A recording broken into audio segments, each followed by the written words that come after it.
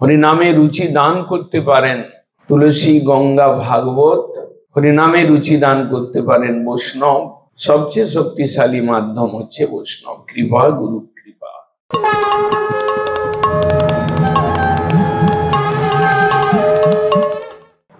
হরিনামে রুচি কমছে, জপ করতে আর ভালো লাগছে না।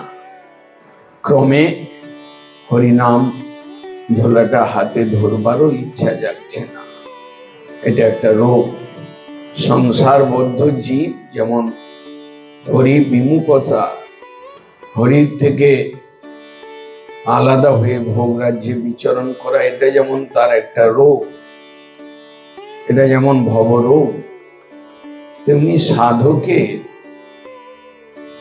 সাধনকালে হরিনাম জপে রুচি কমছে। সংকল্প করে নির্বন্ধ সহকারে নাম করছে না, এলোমেলো হচ্ছে এবং ধীরে ধীরে নামে রুচি কমছে। তাহলে বুঝতে হবে এটা একটা সাধকের জন্য খারাপ লক্ষণ এবং এটা একটা রোগ, এটা অনর্থজাত রোগ, স্বীকৃতির অভাবজাত রোগ বা অপরাধজাত রোগ। যেভাবেই এই রোগটা আসুক না কেন, এটাকে দূর করা তৎক্ষণাৎ দরকার। যিনি মনে করেন হরিনামে রুচি কমছে, কেউ কেউ ভাগ্যবান মনে করেন, প্রশ্ন করেন যে হরিনাম জপ করতে ইচ্ছা জাগছে না, তাকে ভালো করে বুঝতে হবে যে কোথাও অপরাধের জন্ম হয়েছে। হরি গুরু বৈষ্ণব চরণে অপরাধ, অনর্থ, বিষয় আসক্তি এসব তোমার বাড়ছে, তার জন্য তোমার এইরকম দশা। এইরকম যারা সাধক, তাদের জন্য আমার উপদেশ, আমার অনুরোধ, আমার প্রার্থনা, তারা ক্রন্দন শুরু করুন। গুরু বৈষ্ণবের কৃপা আসছে না, আপনি যত বড়ই অনর্থগ্রস্ত হন না কেন, গুরু বৈষ্ণবের কৃপা পাওয়ার জন্য চেষ্টা করছেন না বা গুরু বৈষ্ণবের কৃপা ভিক্ষা করছেন না, তাহলে এ রোগ সারাতে পারবেন না। আর যদি কৃপা দরকার রয়েছে মনে করেন, তাহলে কাঁদতে থাকুন। ভক্তিবিনোদ ঠাকুরের মতো মহাজন, নামহট্টের প্রতিষ্ঠাতা, নাম প্রিয়, নামে রুচিদাতা, তিনি বলছেন করুণা না হইলে কাঁদিয়া কাঁদিয়া প্রাণ না রাখিব। তোমার করুণা দরকার, সেটা একটা কথা। করুণা ভিক্ষা করছো, সেটা আরেকটা কথা। করুণা ভিক্ষার জন্য পাগল হয়েছে, করুণা চাই চাই, সেটা আরেকটু উপরের কথা।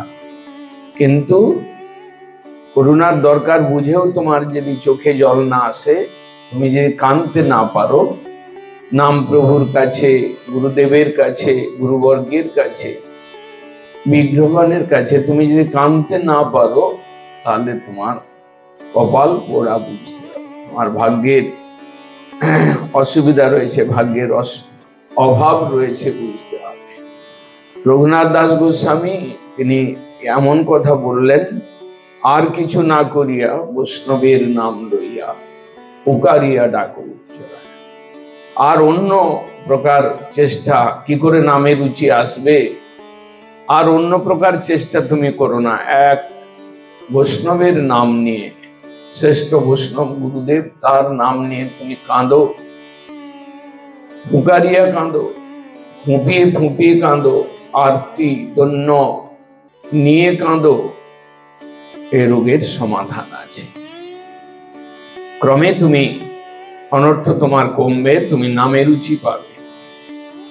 আর যদি এমন কেউ দুর্ভাগা থাকে, ক্রন্দন করছি তাও হচ্ছে না, বা ক্রন্দন করতেই পারছি না অনেক চেষ্টা করে, তাহলে মৃত্যু পর্যন্ত ক্রন্দন আনবার চেষ্টা করো। যদি এ জন্মে না হয়, 2 জন্ম 4 জন্ম কাঁদবার চেষ্টা করো। কৃপা ভিখারি হয়ে শুদ্ধ বৈষ্ণবের কাছে কৃপা ভিখারি হয়ে কাঁদো, তুলসীর সেবা করো, বিগ্রহগণের সুখ বিধানময়ী সেবা করো। হরিনামে রুচি দান করতে পারেন তুলসী, গঙ্গা, ভাগবত। হরিনামে রুচি দান করতে পারেন বৈষ্ণব। সবচেয়ে শক্তিশালী মাধ্যম হচ্ছে বৈষ্ণব কৃপা, গুরু কৃপা। এটা যদি তুমি ধরতে শেখো, ধরাটাও খুব সহজ ব্যাপার নয়। ভাগ্য না থাকলে কৃপা পাওয়ার প্রচেষ্টা, কৃপার দরকার, এই প্রয়োজনীয়তাটাও বুঝতে পারবে না সাধক। তাই বলি, যারা শুদ্ধ ভক্তিতে সাধনে নেমেছেন সকলকে বলি, আমার এই ঔষধটা গ্রহণ করুন, আমার এই ঔষধটা অ্যাপ্লাই করুন। হরিনামে অরুচি, জপে অরুচি, তাহলে আপনার ভজন শেষ হতে চলছে, দুর্দিন আসছে, আপনি ভজন থেকে চ্যুতি লাভ করবেন, চ্যুত হবেন, এইরকম সময় আসছে। এই সময়টাকে আসতে দেবেন না। আজ থেকেই সেই ঔষধটা ব্যবহার শুরু করুন। কৃপা প্রার্থনা, আরতি, দন্য নিয়ে ক্রন্দন, আপনার সব রকম ব্যাধি চলে যাবে।